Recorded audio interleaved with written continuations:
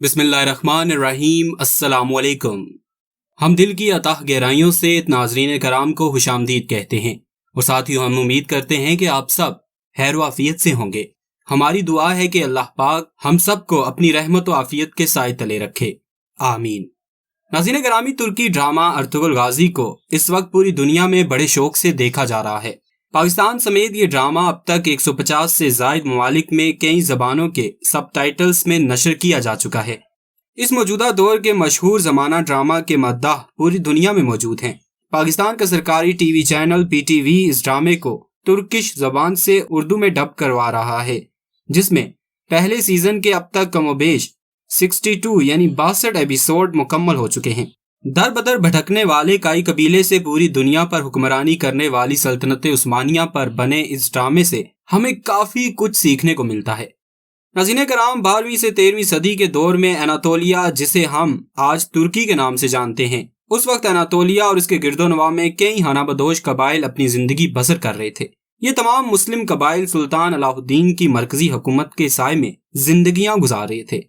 हानाबदोश होने की वजह से ये कबाइल हर साल मौसम तब्दील होने पर ऐसे सरसब्ज़ व शादाब इलाके की तलाश में हिजरत करते थे जहां उनके मवेशी अच्छी तरह फल फूल सकें और इन्हें भी खाने की कोई कमी ना हो। इन्हीं हानाबदोश कबीलों में से एक काई कबीला भी था।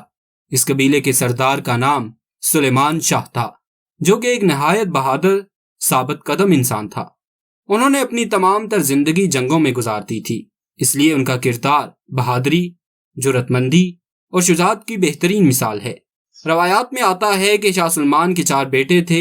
सबसे बड़े बेटे का नाम सारम था, लेकिन इसे पहले सीजन में नहीं दिखाया गया क्योंकि वो कई साल पहले ही मंगोलों के खिलाफ जंग लड़ने के लिए निकला था, लेकिन अब तक इसकी कोई खैर खबर नहीं मिली थी। सलमान शाह के दूसरे बेटे का नाम गुलदारो था, जो नहायत ज़हीन, जुर्रतमंद, बहादुर जंगजू होने के साथ साथ दूसरों के भलावे में आसानी से आ जाने वाला और काफी हद तक हसद रखने वाला शख्स था। तीसरे बेटे का नाम उर्तुगुल है, जो कि इस कहानी का मरकजी किरदार और हम सब की मनपसंद शख्सियत है, क्योंकि इसकी बहादुरी, जहानत और जुर्रतमंदी इस कदर काबिल तारीफ है कि कोई भी मुसलमान इस किरदार से मोहब्बत किए बगैर नहीं रह सकता।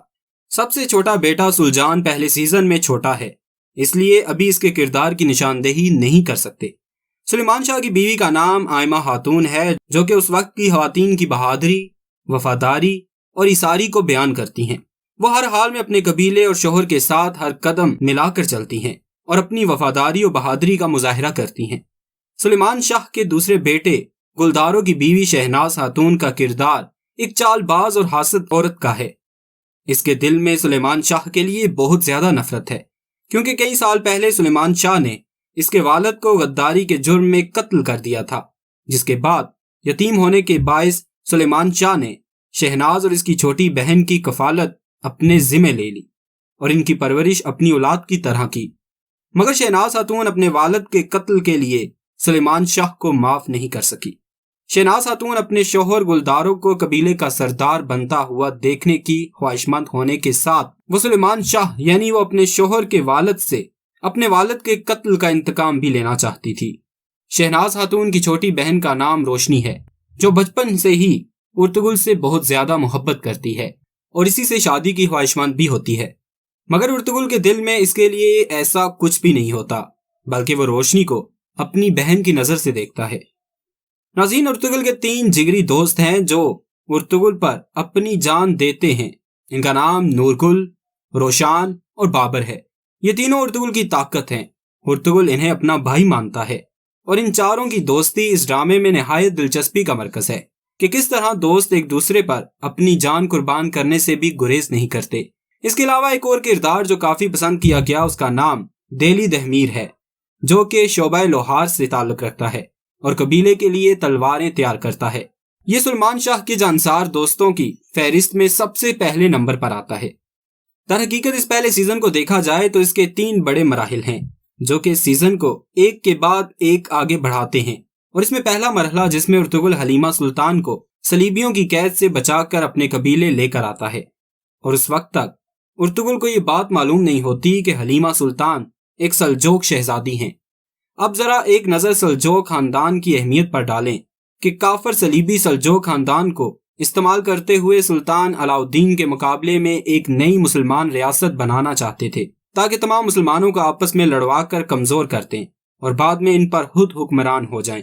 لیکن حلیمہ سلطان کے والد شہزادہ نعمان اس بغاوت کا حصہ نہیں بننا چاہتے، اس لیے وہ اپنی اولاد کے ہمراہ ایک جگہ سے دوسری جگہ صلیبیوں سے بچتے بچاتے بھاگ رہے ہوتے ہیں۔ ارطغرل جب حلیمہ سلطان کو اپنے قبیلے لے کر پہنچتا ہے تب اسے حلیمہ سلطان کی حقیقت تو معلوم نہیں ہوتی، مگر سلجوق خاندان کو پناہ دینے پر صلیبی ہر طرف سے اس قبیلے کے دشمن بن جاتے ہیں اور کئی قبیلے پر مشکلوں کے پہاڑ ٹوٹ پڑتے ہیں۔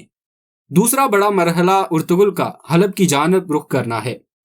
ارطغرل حلب کا سفر اپنے قبیلے کے لیے جگہ کی غرض سے کرتا ہے۔ اسی سفر کے دوران ارطغرل کی ملاقات ان کے روحانی پیشوا ابن العربی سے ہوتی ہے، جن کی رہنمائی اور مشورے ارطغرل کی اس پورے پہلے سیزن میں بہت زیادہ مدد کرتے ہیں۔ حلب پہنچ کر ارطغرل کی ملاقات حلب کے امیر ابن العزیز سے ہوتی ہے۔ پہلی ملاقات پر ان دونوں کے درمیان اچھے تعلقات قائم ہوتے ہیں اور ابن العزیز ارطغرل کو قبیلے کے لیے زمین دینے پر رضامند بھی ہو جاتا ہے۔ حلب جا کر ارطغرل کو ایک اور بات سے آگاہی ملتی ہے کہ اسلام کو زیادہ خطرہ باہری دشمنوں سے نہیں بلکہ گھر میں بیٹھے غداروں سے ہے، اور حلب بھی غداروں سے پاک نہیں ہے۔ وہی غدار ابن العزیز کو ارطغرل کے خلاف غلط باتیں بتا کر انہیں ارطغرل کے خلاف کر دیتے ہیں، اور دوسری جانب کائی قبیلہ بھی انتشار کا شکار ہو جاتا ہے۔ کردوغلو جو بظاہر تو سلیمان شاہ کا منہ بولا بھائی ہے، لیکن اس کے دل میں سلیمان شاہ کے لیے حسد اور نفرت بھری ہوتی ہے۔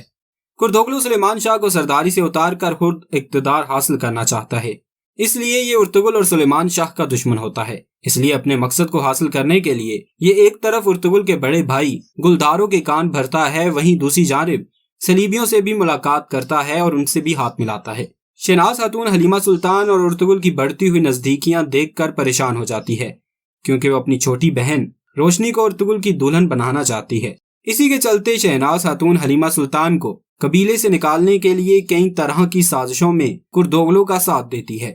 کچھ حالات تبدیل ہونے پر ارطغرل حلیمہ سلطان کو حلب لے کر جا رہا ہوتا ہے، مگر راستے میں ان پر صلیبی حملہ آور ہو جاتے ہیں، جس میں حلیمہ سلطان بری طرح زخمی ہو جاتی ہے۔ جو صلیبی ان پر حملہ آور ہوتے ہیں ان کا سربراہ پٹروچو ہوتا ہے، جس کا سب سے خاص اور بڑا سپہ سالار تیوتش ہے، جو کہ دو وجوہات سے ارطغرل کا جانی دشمن ہوتا ہے۔ پہلا مقصد دشمنی مذہب کے لحاظ سے، اور دوسری دشمنی کی وجہ یہ ہے کہ جب ارطغرل آغاز میں حلیمہ سلطان کو صلیبیوں سے بچاتا ہے تو ارطغرل کے ہاتھوں تیوتش کے چھوٹے بھائی کا قتل ہو جاتا ہے، اور تیوتش ارطغرل سے اپنے بھائی کا انتقام لینا چاہتا ہے۔ تیوتش ہر جگہ ارطغرل کا پیچھا کر کے اسے مارنے کی کوشش کرتا ہے، مگر اس کا کوئی بھی منصوبہ کامیاب نہیں ہو پاتا۔ پہلے سیزن کی کہانی اسی طرح آگے بڑھتی رہتی ہے اور کہانی میں کئی طرح کے موڑ آتے رہتے ہیں۔ تیسرا اور سب سے اہم مرحلہ تب آتا ہے جب حلب کے امیر حلیمہ سلطان سے نکاح کے خواہشمند ہوتے ہیں تاکہ وہ سلجوق سلطنت کی بنیاد رکھ سکیں، مگر ارطغرل حلیمہ سلطان کو واپس قبیلے لے آتا ہے۔ اس کے بعد سلیمان شاہ ارطغرل اور گلدارو مل کر صلیبیوں کے قلعے پر حملہ کر کے فتح کر لیتے ہیں، مگر اس لڑائی میں تیوتش اپنی جان بچا کر بھاگ جاتا ہے۔ آگے چل کر کردوغلو کی مکاریاں بھی سر اٹھانے لگتی ہیں اور وہ ارطغرل کی غیر موجودگی میں قبیلے پر قابض ہو جاتا ہے اور سلیمان شاہ سمیت پورے خاندان کو مارنے کا حکم نورگل کو دیتا ہے، جو کہ صلیبیوں کے ہاتھوں گرفتار ہو کر دوائی کی وجہ سے اپنی یادداشت بھلا چکا ہوتا ہے، مگر عین وقت پر اس کی یادداشت واپس آ جاتی ہے اور وہ کردوغلو کے منصوبے پر پانی پھیر دیتا ہے، جس کے بعد کردوغلو کا سر بھی ارطغرل اپنے ہاتھوں سے سلیمان شاہ کے کہنے پر قلم کر دیتا ہے۔ ناظرین، یہ تھا ارطغرل غازی ڈرامہ کے پہلے سیزن کا خلاصہ، جو کہ واقعی میں دیکھنے لائق ہے۔ اس سیزن سے ہم اپنے آباء و اجداد جیسی بہادری، جرأت مندی اور حق کے راستے میں کوئی بھی قربانی دینا سیکھیں گے۔ یہ ڈرامہ حقیقتاً اسلام کی عکاسی کرتا ہے۔ ہمیں امید ہے کہ آپ کو ہماری آج کی یہ ویڈیو ضرور پسند آئی ہوگی۔